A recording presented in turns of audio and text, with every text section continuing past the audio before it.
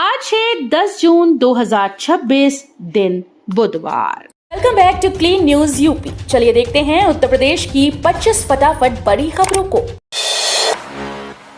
मेरठ में 17 जून को मेगा रोजगार मेला, 50 कंपनीज देंगी 3000 युवाओं को नौकरी का मौका। बेरोजगार युवाओं के लिए बड़ी खुशखबरी है। मेरठ के राजकीय औद्योगिक प्रशिक्षण संस्थान साकेत में 17 जून को वृहद मंडल स्तरीय रोजगार मेले का आयोजन किया जाएगा।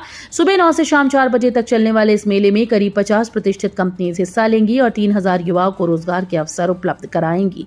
मेरठ, हापुड़, बागपत, बुलंदशहर, गौतम बुद्ध नगर और गाजियाबाद के ITI कौशल विकास मिशन और दीनदयाल उपाध्याय ग्रामीण कौशल्य योजना से प्रशिक्षित बेरोजगार युवा इसमें भाग लेंगी। यूपी सरकार का राहत पैकेज, पीड़ित महिलाओं को मकान और 5 लाख तक का मुफ्त उपचार।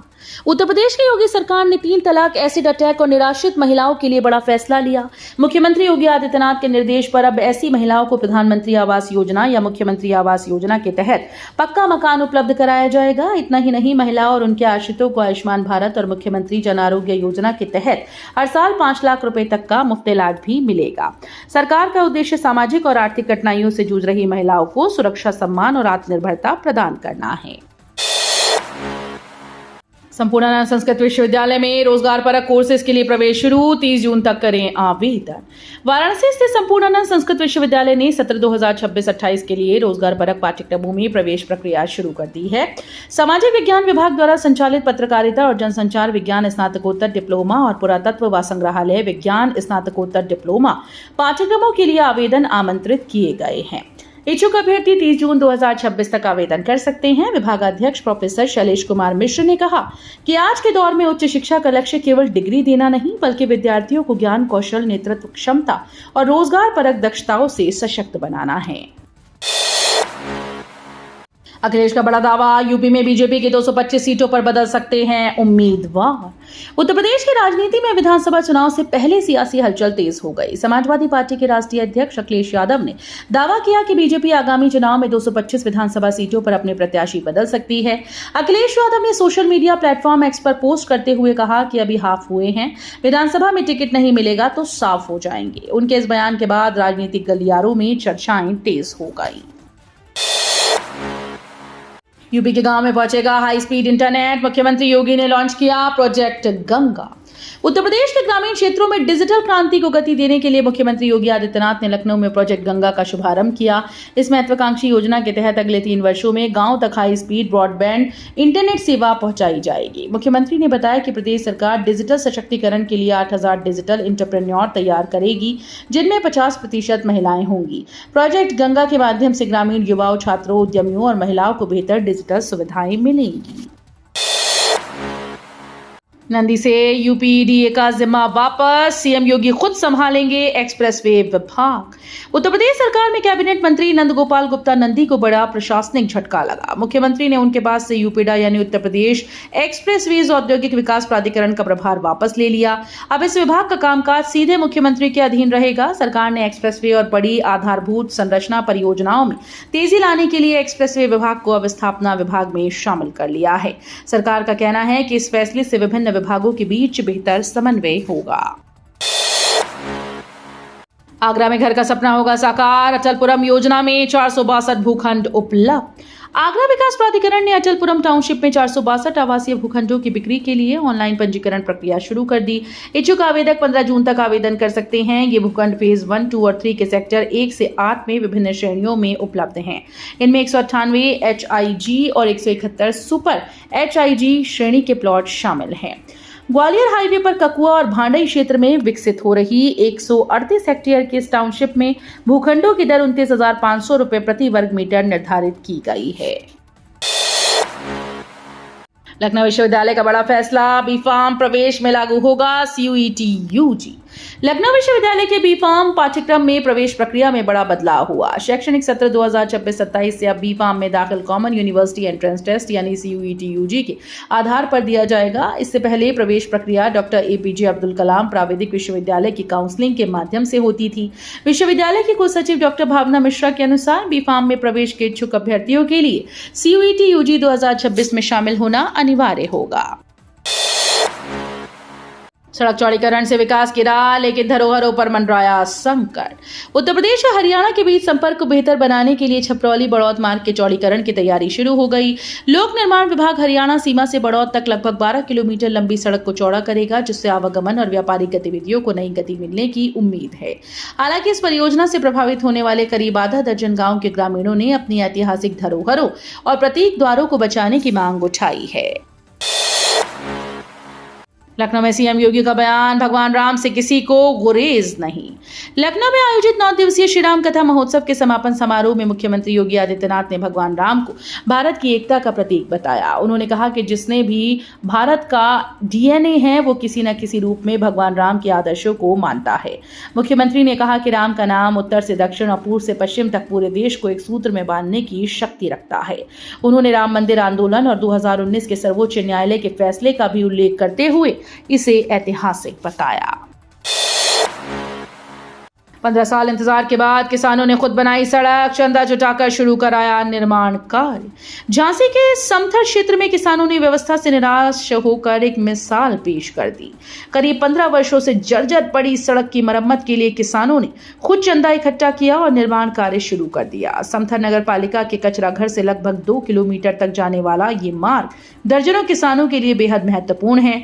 किसानों का कहना है कि सड़क की खराब स्थिति को लेकर कई बार अधिकारियों और जनप्रतिनिधियों को ज्ञापन दिए गए, लेकिन हर बार केवल आश्वासन मिला। असिलाक की सेंट्रल लैब पर लटका ताला, लोकार्पण की 1 साल बाद भी शुरू नहीं हुई सुविधा। आगरा जिला अस्पताल में 80 लाख रुपए की लागत से बनी इंटीग्रेटेड सेंट्रल लैब लोकार्पण की 1 साल बाद भी बंद पड़ी है। इस लैब का उद्घाटन उप मुख्यमंत्री ब्रजेश पाठक ने किया था, लेकिन वर्तमान में लैब पर ताला लटका मिला। इसके कारण मरीजों को जांच के लिए निजी लैब का सहारा लेना पड़ रहा है। अस्पताल की प्रमुख अधीक्षक डॉक्टर सुनीता राठौर के अनुसार लैब में कई तकनीकी खामियां और अनियमितताएं मिली हैं। जमीन मकान लेन देन पर आयकर की सख्त नजर, रजिस्ट्री रिकॉर्ड की हो रही गहन जांच। उत्तर प्रदेश में जमीन और मकान की खरीद फरोख्त पर आयकर विभाग की सख्त नजर बनी हुई है। बागपत सहित कई जिलों में रजिस्ट्री ऑफिसर्स के रिकॉर्ड की गहन जांच शुरू कर दी गई। वित्तीय वर्ष 2021-22 से अब तक के लेन देन, टीडीएस डेटा और वित्तीय प्रविष्टियों का बारीकी से विश्लेषण किया जा रहा है। आयकर विभाग की आसूचना और आपराधिक अन्वेषण इकाई हर दस्तावेज की समीक्षा कर रही है। यूपी पंचायत चुनाव की अंतिम वोटर लिस्ट आज होगी जारी। उत्तर प्रदेश में होने वाले त्रिस्तरीय पंचायत चुनाव के लिए अंतिम मतदाता सूची आज को जारी की जाएगी। राज्य निर्वाचन आयोग ने इसकी सभी तैयारियां लगभग पूरी कर ली। मतदाता सूची के कंप्यूटरीकरण, स्टेट वोटर नंबर आवंटन और मतदेय स्थलों की मैपिंग का कार्य अंतिम चरण में पहुंच चुका है। इससे पहले फाइनल वोटर लिस्ट जारी करने की तारीख 5 बार बढ़ाई जा चुकी है। यूजीसी का बड़ा निर्देश, 30 नवंबर तक छात्रों के अकादमिक रिकॉर्ड अपलोड करना होगा अनिवार्य। विश्वविद्यालय अनुदान आयोग यानी यूजीसी ने सभी उच्च शिक्षण संस्थानों को छात्रों के शैक्षणिक रिकॉर्ड समय पर अपलोड करने के निर्देश दिए। राष्ट्रीय शिक्षा नीति के तहत जारी इस आदेश के अनुसार 2025 परीक्षा वर्ष के विद्यार्थियों की मार्कशीट, ग्रेड शीट और क्रेडिट संबंधी जानकारी की निर्धारित समय सीमा तक नेशनल एकेडमिक डिपॉजिटरी और academic bank of credit platform पर अपलोड करनी होगी। यूजीसी का उद्देश्य छात्रों के अकादमिक रिकॉर्ड को डिजिटल रूप से सुरक्षित और सुलभ बनाना है। नोएडा में 5% भूखंड आवंटन का बदलेगा तरीका, ड्रॉ से तय होगा प्लॉट। नोएडा प्राधिकरण ने किसानों को मिलने वाले 5% विकसित भूखंड के आवंटन में बड़ा बदलाव करने का फैसला किया है। पार्क फेसिंग और कॉर्नर प्लॉट को लेकर उठे विवाद, रिश्वतखोरी के आरोप और किसानों के विरोध प्रदर्शन के बाद शासन ने मामले का संज्ञान लिया। जांच में नियोजन विभाग की कार्यप्रणाली पर सवाल खड़े हो गए हैं। बागपत में 11 जून को मेगा रोजगार मेला, 80 कंपनीज देंगी 1008 युवाओं को नौकरी। बागपत के युवाओं के लिए रोजगार का एक बड़ा अवसर आने वाला है। 11 जून को सियादवाद इंस्टीट्यूट परिसर में रोजगार मेले का आयोजन किया जाएगा, जिसमें देश की 80 प्रमुख कंपनीज भाग लेंगी।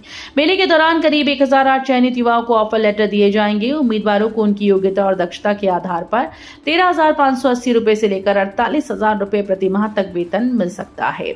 जिला सेवायोजन अधिकारी विपिन कुमार यादव के अनुसार केवल वही अभ्यर्थी मेले में शामिल होंगे जिन्होंने रोजगार संगम पोर्टल पर पहले से पंजीकरण कराया है।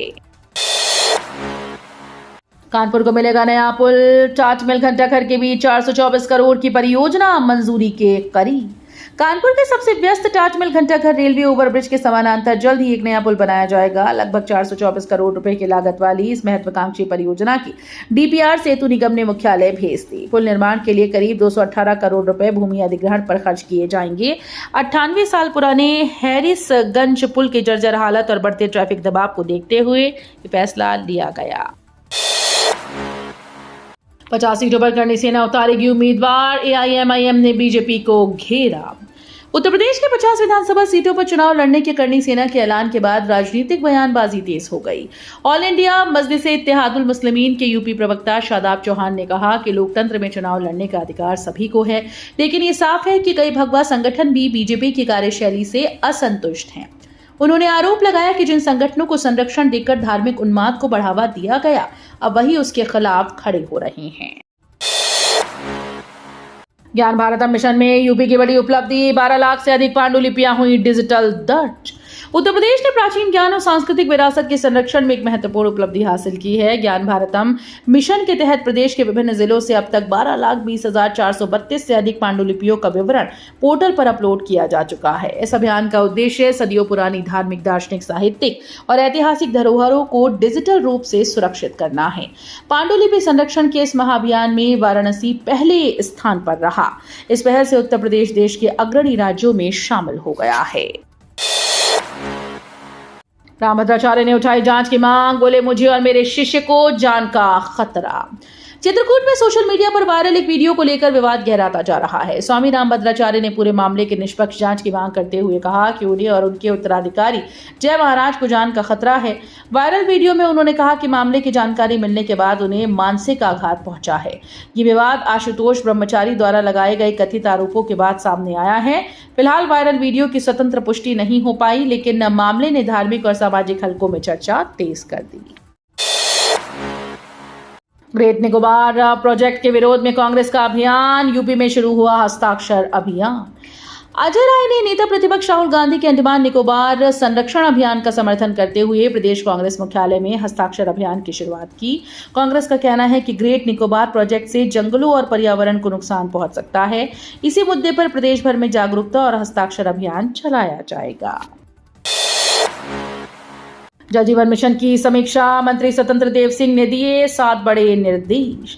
उत्तर प्रदेश में ग्रामीण जलापूर्ति व्यवस्था को और मजबूत बनाने के लिए जल शक्ति मंत्री स्वतंत्र देव सिंह ने समीक्षा बैठक कर अधिकारियों को 7 महत्वपूर्ण निर्देश दिए। जल निगम मुख्यालय में आयोजित बैठक में नमामि गंगे और जल जीवन मिशन की प्रगति पर विस्तार से चर्चा की गई। यूपी बोर्ड के करीब 10,000 कॉपीज की होगी स्क्रूटनी, सीसीटीवी कैमरे से होगी निगरानी। यूपी बोर्ड के असंतुष्ट छात्र छात्राओं की करीब 10,000 कॉपीज की स्क्रूटनी का काम शुरू हो रहा है। माध्यमिक शिक्षा परिषद के क्षेत्रीय कार्यालय वाराणसी में ये प्रक्रिया सीसीटीवी कैमरों की निगरानी में होगी। स्क्रूटनी का ये कार्य 15 जून तक पूरा कर लिया जाएगा। वहीं जून के अंतिम सप्ताह में मूल मार्कशीट मिलने की उम्मीद है। क्षेत्रीय बोर्ड कार्यालय के अपर सचिव भास्कर मिश्रा ने बताया कि स्क्रूटनी कार्य में पूरी पारदर्शिता बरती जा रही है। इसी उद्देश्य से ये काम कैमरे की निगरानी में किया जा रहा है। काशी में गूंजेगी शक्ति साधना, 22 जून से शुरू होगा अंबुबाची पर्व। काशी के प्राचीन धार्मिक परंपराओं में शामिल अंबुबाची पर्व इस वर्ष 22 जून से शुरू होगा। कामाख्या स्थित मां कामाख्या मंदिर में 5 दिनों तक चलने वाले इस विशेष पर्व के दौरान श्रद्धालुओं की भारी भीड़ उमड़ने की संभावना है। तांत्रिक साधना, शक्ति उपासना और मां के रजस्वला स्वरूप से जुड़ा ये पर्व काशी की विशिष्ट धार्मिक विरासत का महत्वपूर्ण हिस्सा माना जाता है। अंबुबाची पर्व 22 से 26 जून तक मनाया जाएगा। तो ये थी आज की 25 फटाफट बड़ी खबरें। अगर आपको न्यूज पसंद आई हो तो वीडियो को लाइक और शेयर जरूर करें। धन्यवाद।